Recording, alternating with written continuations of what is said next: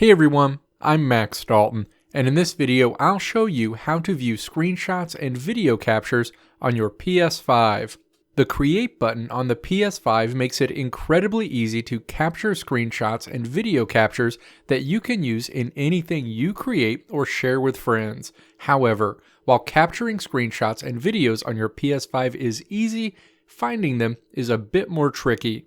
Now let's walk through the steps to view your screenshots and video captures on your PS5. Step 1. Click to launch the Media Gallery in the menu on your PlayStation 5 home screen. The Media Gallery screen opens. Step 2.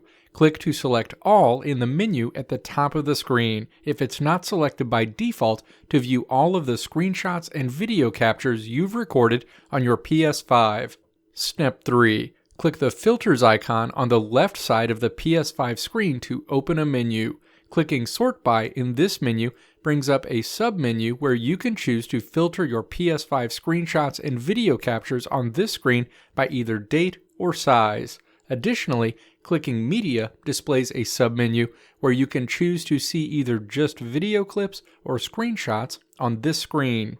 Step 4. Click to open one of your screenshots or video captures to view it. Your PS5 screenshot or video capture will be displayed in full screen. Moving a thumbstick or pressing a button will display a heads-up menu where you can choose to share your screenshot to a connected social media account, add it to your favorites, edit it, or delete it. Additionally, you can also click More to bring up a menu where you can choose to copy this specific screenshot or video capture to a connected USB drive, or see metadata information associated with that screenshot or video capture, such as the creation date, time, size, who created it, and more.